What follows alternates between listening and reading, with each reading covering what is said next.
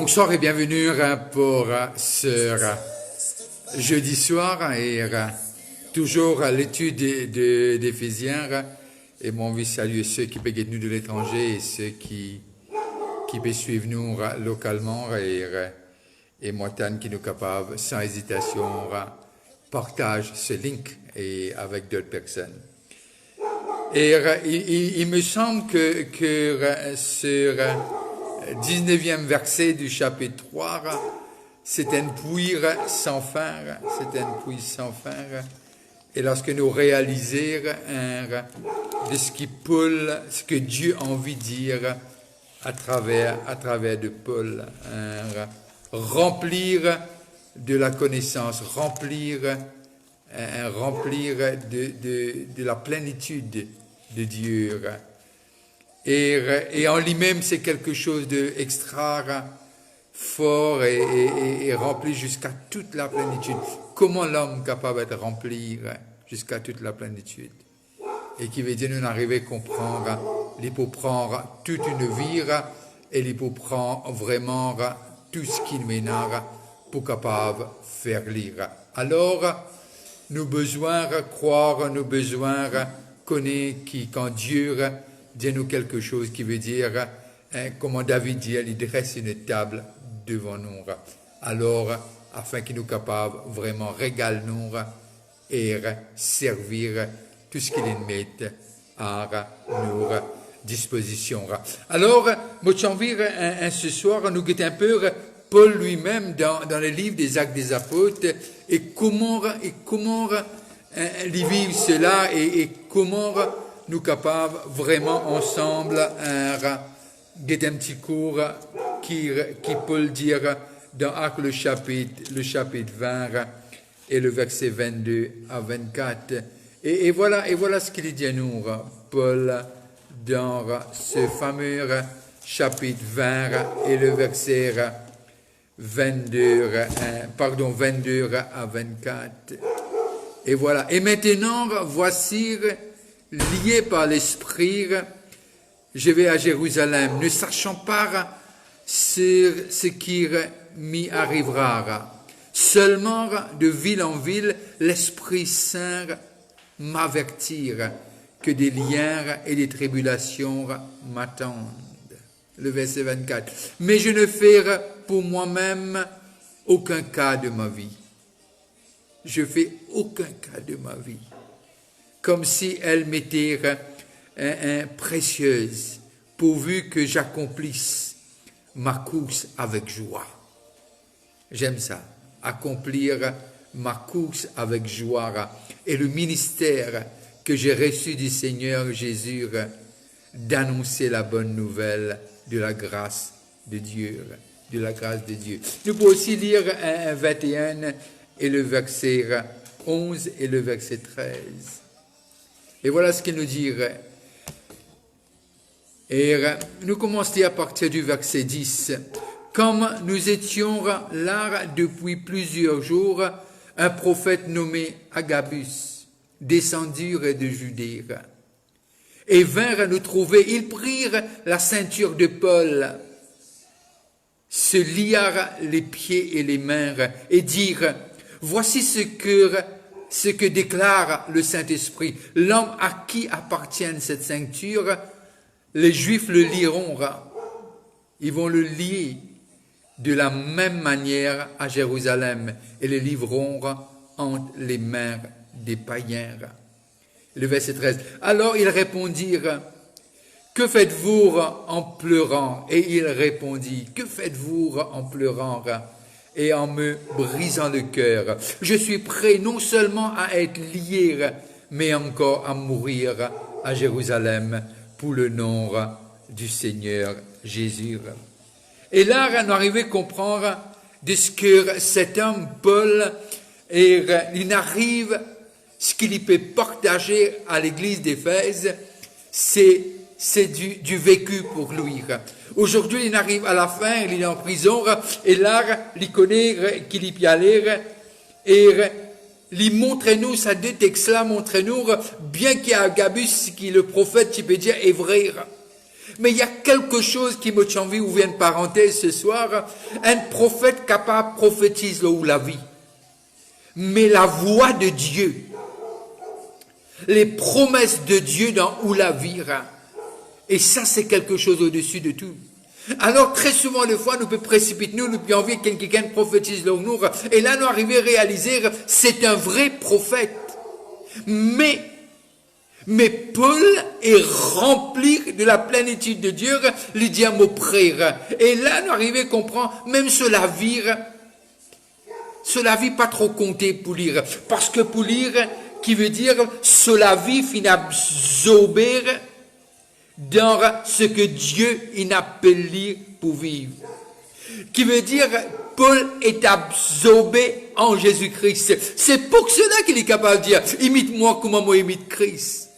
Alors cet homme peut dire des choses qui lui-même vive. Et non seulement vive, lui fait comprendre, c'est pas pour lui tout seul cela. Non. Lui fait comprendre, c'est pour tous les saints. C'est pour tous les saints. Et là, nous arrivons à comprendre quand nous lisons le psaume 42 et quand nous lisons le psaume 42, nous arrivons à trouver de ce que le psalmiste dit nous. Et il est intéressant pour nous capables de guetter ce texte parce que monsieur est certain de ce que toi et moi nous pouvons atteindre. Ce qui Paul est le vécu de Paul, parce que il fait nous comprendre à tous les saints. Et voilà ce psaume, ces cantiques des fils de Corée, comme une biche soupire après des courants d'eau. Ainsi mon âme soupire après toi, ô Dieu. Mon âme a soif de Dieu, du Dieu vivant. Quand irai-je et paraîtrai-je devant la face de Dieu? Mon âme a soif de Dieu, du Dieu vivant. Et là, nous arrivons à comprendre ce qui Paul est rempli de Dieu. Si nous sommes capables d'exprimer moi ainsi, si nous sommes capables de couper l'écho de Paul, et chaque bout qui pour crier, Jésus-Christ est mon Seigneur. Et mon pensée qui est tellement imbibé, absorbé, parce que Dieu lui a dit sur le chemin de Damas, de ce que cet homme, même des prophéties vraies, mais lui, il savait cette course. Comment il savait? Le prophète ne savait pas. Le prophète a dit ce qui allait se passer. Qui veut dire, il a averti les choses à venir. Mais Paul savait dans son âme, dans son esprit, de ce que par rapport à cette intimité, par rapport à cette connaissance, et plus que connaissance, cette relation intime qu'il avait avec son Sauveur et son Seigneur, alors il dit, prophète, pas casse-moi le cœur. Ce qui te dit à l'ivraire, il n'y a pas manque de respect là. Mais moi, c'est ça qu'il appelle moi, afin qu'il me capable aussi témoigner à Jérusalem. Or, quand nous sommes absorbés de Dieu, nous pas courons après des hommes. Quand nous sommes absorbés de Dieu, nous pas attendre que quelqu'un de nous une parole. Quand nous sommes absorbés de Dieu, or, lorsque nous guettons les versets qui suivent après, nous comprenons qu'il est capable de faire au-delà, non seulement de ce qu'il nous demandait, de nous l'imagination, de nos rêves, de nos désirs. Il est le Dieu extravagant et généreux. Oh, Paul envie de faire l'église d'Éphèse, envie de faire nous connaître ce soir de ce qu'il y a une possibilité d'atteindre, c'est le désir. Si tu désires Dieu comme il le désire, le psalmiste, et qu'il dit, mon âme a soif de Dieu, du Dieu vivant. Très souvent de fois, c'est une priorité, c'est un esquire, c'est nos priorités. Compte en Dieu, plus que tout qui chose. Esquire, c'est nos désirs, compte en Dieu, plus que tout qui chose. Et là, nous arrivons à comprendre de ce que cet homme, il arrive à ce point-là. Or, j'aime ce Père. Pourquoi? Lui montrez-nous non seulement de ce que lui, il a vécu dans Actes des Apôtres, on l'a lu, mais il nous fait comprendre que nous aussi, on a accès à ce même Dieu, on a accès à ce même privilège, on a accès à ce même bénédiction, on a accès à cette plénitude que Dieu a promis. Or, c'est ça, c'est comme ça, ce sont les pères que notre génération a besoin, nous montrer le chemin, nous montrer que c'est possible avec Dieu. Et très souvent, des fois, j'aime, si je me trompe pas, lorsque, dans Luc, le chapitre 18, lorsqu'il cause nous de cet homme riche, et voilà, à un moment donné, un disciple qui est à côté de lui, dit, mais, si cet homme pas capable de sauver, il dit comme passer un chameau qui passe à travers l'aiguille, le trou de l'aiguille, mais là, il fait nous comprendre quelque chose. Jésus dit quelque chose, il dit, à l'homme, c'est impossible. Mais avec Dieu, c'est possible. Qui veut dire, le Dieu que nous servons, très souvent de fois, nous arrivons à un point nous dire, cette personne-là ou cette personne-là ne peut pas arriver à ce niveau-là. Nous ne sommes pas Dieu. Non, Dieu a un plan. Et lorsque nous allons lire Jude, nous allons comprendre. Il dit celui qui a commencé cette bonne œuvre, et il va le terminer, et il va nous présenter devant le Père, sans défaut et sans tâche. Alors on a un Dieu qui peut tout changer. Et Paul peut le dire. Comment il peut le dire? Lui-même, il était un homme dangereux. Il était un homme dangereux pour l'Église. Il a fait tellement de mal à l'Église qu'il dit, tout est possible. Or, il n'y a pas des pires pécheurs que si simplement ils osent dire, Seigneur, sauve-moi. Il est le Dieu de miséricorde. Comme cette femme, tout le monde voulait les lapider, surtout les religieux. Et Jésus dit, qui te jette la première pierre. Et là, on arrive à comprendre qu'on est absorbé de Dieu. On dit les choses de Dieu. Même si quelqu'un vient prophétiser que ça allait être difficile, Paul dit, c'est difficile, mais je ne suis pas seul. Je puis tout par celui qui me fortifie. Quel Père, quel héritage nous avons. Et lorsque nous allons lire Jean, le chapitre 17, et on va comprendre quelque chose que Jésus lui-même, il nous dit dans sa prière. Et Jean, le chapitre 17, le verset 3, regarde ce qu'il nous dit. Oh, et voilà ce qu'il dit. Oh, la vie éternelle, c'est qu'ils te connaissent, toi, le seul vrai Dieu, et celui que tu as envoyé, Jésus-Christ. Or, la vie éternelle, c'est qu'ils te connaissent, toi, le seul vrai Dieu, et celui que tu as envoyé. C'est la prière, ça c'est de ça. Jésus-Christ. Alors, connaître son Dieu est la clé. Lorsqu'on sait qui il est et qui nous sommes en lui à travers Jésus-Christ, les désirs pour des choses éphémères vont disparaître. Les désirs pour des choses qui sont passagères vont plus nous attirer.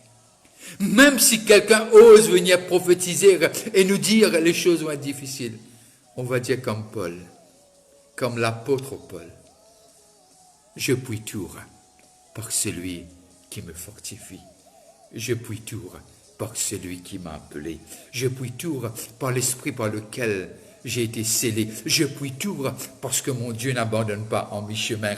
Je puis tout parce que lui, il est mon ami fidèle. Il marche devant moi et veille aussi derrière. Il est celui qui est là et qui sera le même hier, aujourd'hui, éternellement. Qui pourra me séparer de cette aventure d'amour que j'ai entre moi et mon Sauveur? Et là, nous avons compris par Jean, le chapitre 17, le verset 3, connaître son Dieu est la clé. Et la clé. Et là, nous arrivons à comprendre de ce que lorsque nous continuons à lire et guetter, de ce que lorsque nous peinons, lorsque Dieu est présent, l'amour est présent. Lorsque Dieu est là, l'amour n'est pas difficile. Aimer n'est pas difficile. Et ce même Paul nous fait cette déclaration dans 1 Corinthiens, le chapitre 13. Et on va lire que le verset 4 à 8 de Corinthiens, 1 Corinthiens 1. On va le lire parce que je pense la présence de Dieu et la présence de son amour est sine qua non, qui veut dire on ne peut pas séparer les deux. On ne peut pas séparer Dieu et quelqu'un qui aime. Qui aime. Et voilà ce qu'il nous dit, ce fameux chapitre. Je veux dire que le verset 4 au verset 4. Et on va voir ce qu'il nous dit 4 à 8. 4 à 8. La charité est patiente. Elle est pleine de bonté. La charité n'est point envieuse. La charité ne se vante point. Elle ne s'enfle point d'orgueil. Elle ne fait rien de malhonnête. Elle ne cherche point son intérêt. Elle ne s'irrite point. Elle ne soupçonne point le mal. Je vous laisse lire le reste. Mais simplement, aimer n'est pas difficile quand Christ est au centre. Non. C'est difficile quand on ne connaît pas son Dieu. Mais aimer, c'est possible quand Dieu est au centre.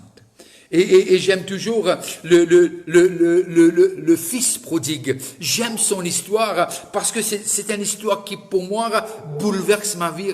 Cet enfant parti qui a quitté la maison, mais cet enfant réalise qu'il est aimé par son père. Lorsqu'il rentre en lui-même, il réalise que le DNA qu'il a, ça vient de son père. Alors il dit, je veux retourner. Et le père l'attendait. Et là, nous allons comprendre, lorsque nous lisons un Colossiens, le chapitre 1er, le verset 28 et 29, Colossiens 1er, verset 28 et 29. Et voilà ce qu'il nous dit. Et voilà ce qu'il nous dit, 28 et 29. C'est lui que nous annonçons, exhortons tout homme, et instruisant tout homme en toute sagesse, afin de présenter à Dieu un tout homme devenant parfait en Christ. C'est à quoi je travaille, et en combattant avec la force qui agit puissamment en moi. Et chaque fois que Paul fait une déclaration, il raconte ce que ce Dieu en lui a le pouvoir de faire et ce qu'il est en train de faire. Et il fait l'éloge de son Dieu. Il fait l'éloge de la puissance de Dieu. Il fait l'éloge de ce que c'est un Dieu qui ne laisse pas à mi-chemin. Et voilà, nous voyons être remplis de Dieu. Qu'est-ce que ça veut dire? C'est imiter Jésus. Faire comme Jésus l'a fait lorsqu'il était sur la terre. Alors, Dieu ne demande pas des choses qu'on ne peut pas faire. Non, loin de là, loin de là. Et lorsque Paul nous explique, il nous montre, c'est difficile lorsque nous voulons le faire avec notre force. Je vais aller dire quelque chose, peut-être sans vouloir offenser qui que ce soit. Notre consécration est importante. Je ne veux jamais dire le contraire. Mais notre consécration, si on dépend que sur notre consécration, je veux vous dire, peut-être il y aura cet orgueil spirituel. Mais simplement, si notre consécration est avec lui, jour et nuit, et cet moment intime avec lui, vous allez voir, on dira peu, on fera plus. On dira peu, on fera plus. Pourquoi? Parce que tout ce que nous faisons de lui. C'est à cause de lui. Et sans lui, on ne peut pas. Et je peux même te dire, sans lui, c'est difficile d'aimer. Sans lui, le découragement colle au talon. Mais avec lui, je puis tout, comme dit Paul. par celui qui me fortifie. Alors, être rempli de la plénitude de Dieu, ça se reflète, c'est visible et c'est flagrant. Alors, Dieu nous a appelés pour le meilleur et il va nous aider à arriver à ce point-là, d'être remplis de toute la plénitude de Dieu. Mais ça n'arrive pas. Ce n'est pas les jours, ce n'est pas les années, c'est une vie. Alors, qu'ensemble, toi et moi, nous puissions par tourner notre visage, tourner notre dos à ce que Christ a fait pour nous à la croix. On va voir demain, mais samedi non, comment Paul arrive à un point de ce chapitre 3, après quoi il commence à louer Dieu. À louer Dieu. Comme si il ne pouvait pas attendre à la fin d'Éphésiens pour le faire. Il le fait au milieu de cette lettre. Parce que simplement, cet homme avait compris. Et c'était un homme qui connaissait, qui avait à cœur le Seigneur Jésus-Christ. Alors, je te dis bonne fin de soirée et merci encore d'avoir été là avec nous ensemble autour de cette table, partager cette lettre et que Dieu te bénisse. Et si tu es souffrant, je veux prier que Dieu vraiment puisse, là où tu es, toucher ton corps.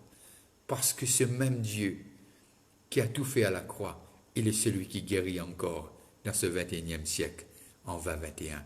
Et que Dieu te garde, et que la lumière de sa face continue à briller là, chacun d'entre vous. Mais je veux te dire, si tu penses que c'est impossible, avec Dieu, c'est possible.